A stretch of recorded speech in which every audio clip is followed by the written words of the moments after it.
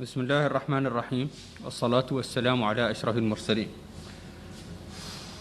نرحب بكم في النقطة الصحفية اليومية لوزارة الصحة الخاصة بجائحة كوفيد-19، والتي نقدم من خلالها الوضعية الوبائية.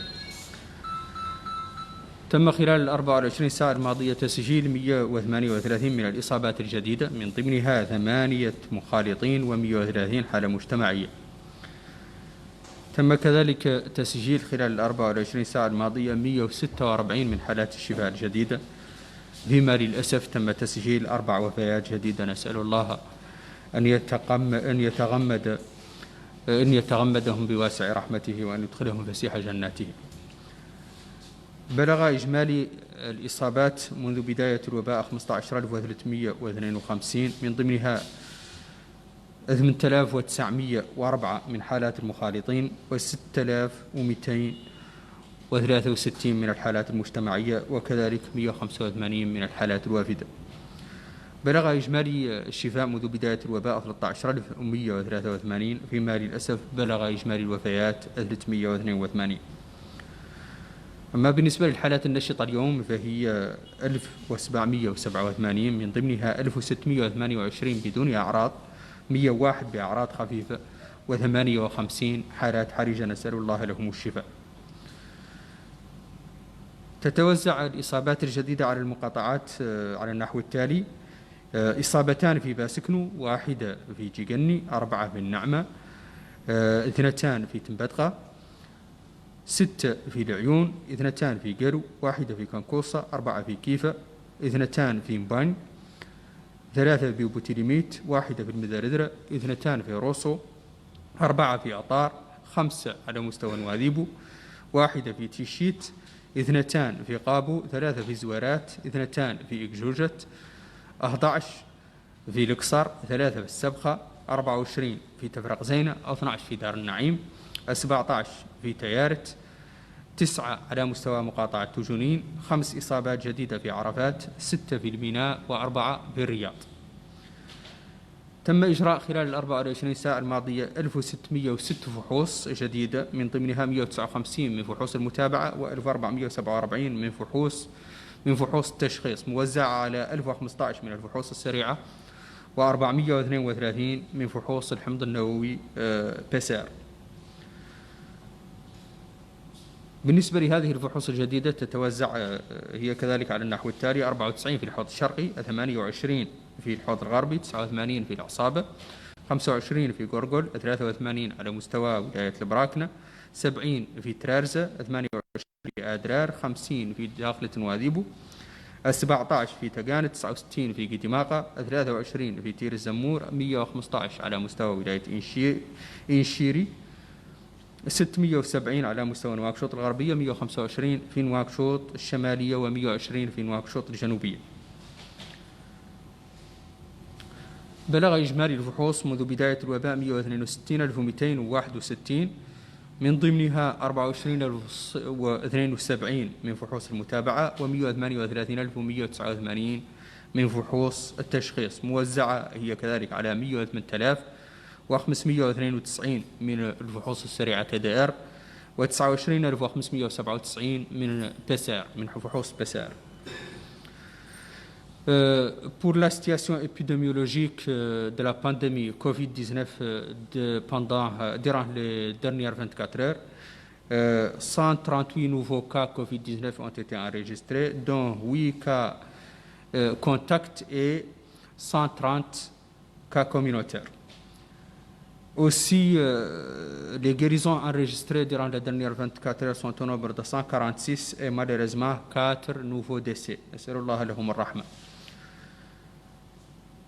Le cumul de cas positifs depuis le début de la pandémie est de 15 352, dont 8 904 cas contacts et 6 263 cas communautaires et 185 cas importés. Le cumul de guérison depuis le début de la pandémie est de 13 183. 382 décès ont été enregistrés depuis le début de la pandémie. Aujourd'hui, nous avons 1787 cas actifs, dont 1628 asymptomatiques, 101 avec des symptômes simples et 58 avec un état clinique critique. Pour la répartition des nouveaux cas par Muqata'a, durant les dernières 24 heures, 2 nouveaux cas ont été enregistrés à Basknou, 1 à Djigani, 4 à Na'ma, 2 à Timbadra, 6 à La'youn, 2 à Garou, 1 à Kankoussa, 4 nouveaux cas ont été enregistrés à Kifa, 2 à Mbagne, 3 à Boutilimit, 1 à Medredra, 2 à Orosso, 4 à Atar, 5 nouveaux cas à Nouadhibou, 1 à Tichit, 2 à Qabou, 3 à Zouarat, 2 à Akjoujet, 11 au Ksar, 3 nouveaux cas à Sabkha, 24 à Tafraqzina, 12 à Dar Naïm, 17 nouveaux cas dans la Muqata'a de Tayaret, 9 à Toujounine, 5 à Arafat, 6 nouveaux cas à Al-Mina et 4 à Riyad.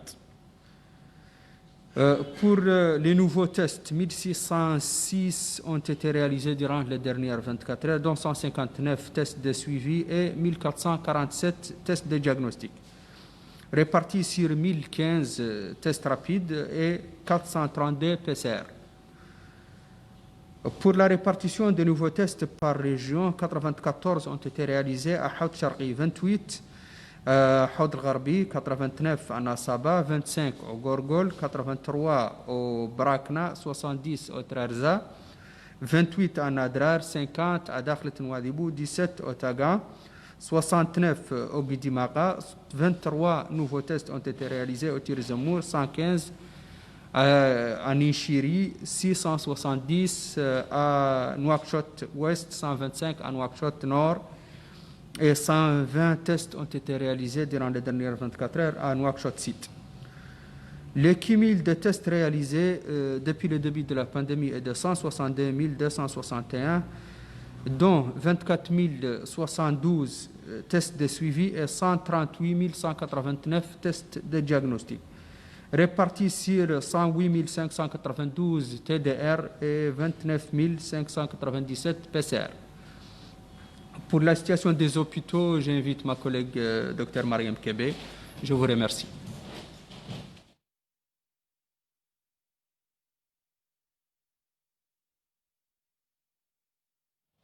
شكرا سيدي المدير. بسم الله الرحمن الرحيم، والصلاة والسلام على رسول الله.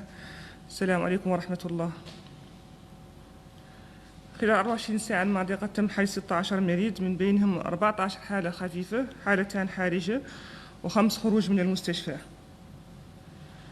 عدد المحجوجين اليوم 159 يتوزعون كالتالي: 5 حالات خفيفة مستشفى كيفا، حالة خفيفة مستشفى سيدي بابي، 5 حالات خفيفة مستشفى النعمة، حالتان خفيفتان مستشفى أطار، حالة خفيفة مستشفى تيجيكجة، حالتان خفيفتان مستشفى أكجوجت، حالتان خفيفتان مستشفى نواذيبو، حالة خفيفة مستشفى أليك، حالة خفيفة مستشفى روسو، حالتان خفيفتان مستشفى أطار، 6 حالات خفيفة مستشفى بوتيليميت، 4 حالات خفيفة مستشفى العسكري المتنقل، 7 حالات في المستشفى الوطني للتخصصات، من بينهم 3 حالات خفيفة، 4 حالات حرجة، 3 حالات مستشفى الأمم والطفولة، من بينهم 4 حالات مستشفى الأمم والطفولة، من بينهم حالتان خفيفة وحالة حرجة، 13 حالة مستشفى الصداقة، من بينهم 8 حالات خفيفة و5 حالات حرجة، 40 حالة في المستشفى الوطني، من بينهم 31 حالة خفيفة و9 حالات حرجة، 44 حالة في مستشفى الشيخ زايد، من بينهم 22 حالة خفيفة و22 حالة حرجة، 11 حالة في المستشفى القلب، من بينهم 3 حالات خفيفة و8 حالات حرجة، 9 حالات حرجة في المعهد الوطني للفيروس والكبد والفيروسات. نسأل الله الشفاء لجميع المرضى. منذ بداية الوباء قد تم حجز 1817 حالة، من بينهم 1549 حالة خفيفة، 268 حالة حرجة، و1478 خروج من المستشفى. Mesdames et messieurs, salam alaikum wa rahmatullah. Durant les dernières 24 heures, 16 nouveaux patients ont été hospitalisés, parmi lesquels 14 patients présentant des symptômes légers, 2 patients présentant des symptômes graves et 5 patients sont sortis de l'hospitalisation. Aujourd'hui, nous avons 159 patients hospitalisés qui se répartissent comme suit. 5 patients présentant des symptômes légers à l'hôpital de Kifa, 1 patient présentant des symptômes légers à l'hôpital de Selibabi, 5 cas légers à l'hôpital de Nema, 2 cas légers à l'hôpital d'Ayoun, 1 cas léger à l'hôpital de Tijikja, 2 cas légers à l'hôpital d'Abjoujt, 2 cas légers à l'hôpital de Nouadhibou, 1 cas léger à l'hôpital d'Aleg, 1 cas léger à l'hôpital de Rous, 2 cas légers à l'hôpital d'Atar, 6 cas légers à l'hôpital de Boutilimit, 4 cas légers à l'hôpital de campagne militaire, 7 cas à l'hôpital national des spécialités, dont 3 cas légers et 4 cas graves, 3 cas à l'hôpital mère-enfant, dont 2 cas légers et 1 cas grave, 13 patients à l'hôpital de l'Amitié, dont 8 cas légers et 5 cas graves, 40 patients au centre hospitalier national, dont 31 cas légers et 9 cas graves, 44 patients à l'hôpital Cheikh Zayed, dont 22 cas légers et 22 cas graves, 11 patients au centre national de cardiologie, dont 3 cas légers et 8 cas graves, 9 cas graves à l'Institut national d'hépatovirologie. Nous souhaitons une bonne guérison à tous les patients. Depuis le début de la pandémie, 1817 patients ont été hospitalisés, parmi lesquels 1549 patients présentant des symptômes légers, 268 avec des symptômes graves et 1478 patients sont sortis de l'hospitalisation. Assalamu alaikum wa rahmatullah.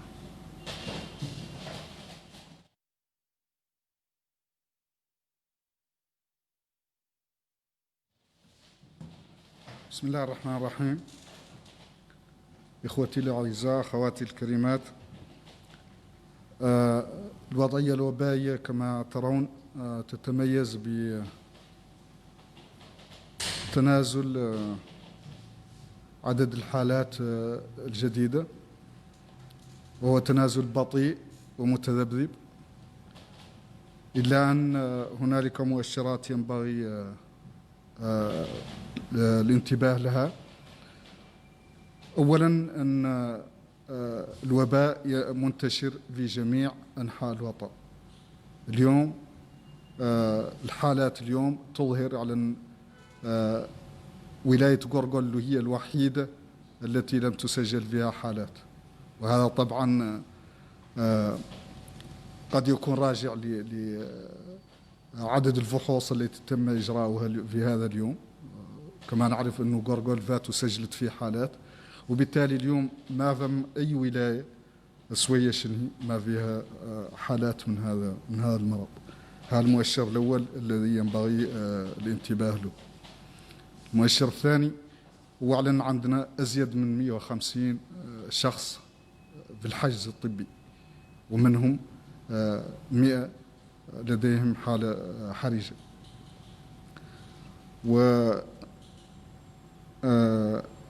المؤشر الثالث هو كون نزول عدد الحالات كيف قلت متذبذب، لأنه عندنا أيام يكون عدد الحالات الجديدة يبدو في تناقص بالنسبة لليوم ما قبله، غير ملي يجوا أيام ومازال تطلع فيهم عدد الحالات. إذن هذه الوضعية في ظروف تتجه لتخفيف نوعا ما الإجراءات العمومية، خاصة في كمثل السماح الحذر بصلاة الجمعة وافتتاح السنة الدراسية. إذن أن يختلط لنا ظروف تختلط قد تؤدي تزيد من الخطر لا قدر الله. معناها سيتم اختلاط سواء في المدارس سواء في المساجد، في حين أن عدد الحالات مازال خالد ومازال الفيروس منتشر. إذن هذا يتطلب المزيد من الحذر والمزيد من اتخاذ الإجراءات في هذه الفترة في الأيام المقبلة. إياك هذا التنازل نحافظ عليه، نحافظ على المسار التنازلي لعدد الحالات، وتقليص عدد حالات الاستشفاء والحالات الخطيرة وإن شاء الله حالات الوفيات. Je disais que la situation épidémiologique se caractérise par une pente descendante, mais cette descente reste timide parce que le nombre de nouveaux cas par jour qui montre parfois une diminution par rapport au jour précédent montre aussi parfois une montée par rapport à certains jours. Ça montre une montée comme c'est le cas aujourd'hui par rapport à hier. Donc ceci appelle à attirer l'attention sur certains aspects. Le premier est que l'épidémie sévit dans toutes les régions du pays. Aujourd'hui, seule la région du Gorgol n'a pas notifié de cas. Et ça, ce n'est pas parce que l'épidémie n'est pas présente au Gorgol. C'est tout simplement, peut-être c'est lié au nombre de tests effectués aujourd'hui au niveau du Gorgol, tout en sachant qu'au Gorgol, on a déjà enregistré des cas au cours de la présente flambée. Donc, l'épidémie est répandue sur tous les territoires nationaux. La seconde chose, c'est que nous avons encore un nombre qui dépasse les 150 malades hospitalisés, dont 100 en situation grave. Ça veut dire que la pression est encore là. Aussi, le nombre de nouvelles hospitalisations est de 17 cas aujourd'hui. Donc, ça veut dire qu'il y a encore des cas qui nécessitent l'hospitalisation. Et donc, la situation épidémiologique globalement reste quand même inquiétante. Ceci dans un contexte où nous nous acheminons vers un certain allègement des mesures de prévention, notamment la reprise des prières du vendredi, la rentrée scolaire. Donc, ça veut dire que dans les jours à venir, on connaîtra un certain rapprochement entre les gens, on connaîtra une certaine activité qui est favorable globalement à la propagation du virus, à moins que des mesures individuelles soient prises et renforcées pour que justement on maintienne cette tendance descendante de l'épidémie afin qu'on continue la réduction du nombre de nouveaux cas et par la suite la réduction du nombre de cas graves nécessitant l'hospitalisation et le nombre de décès. Sur ce, je vous remercie. ليحمي الله الجميع والشفاء لجميع المرضى والرحمة والغفران لشهدائنا والسلام عليكم ورحمة الله تعالى وبركاته.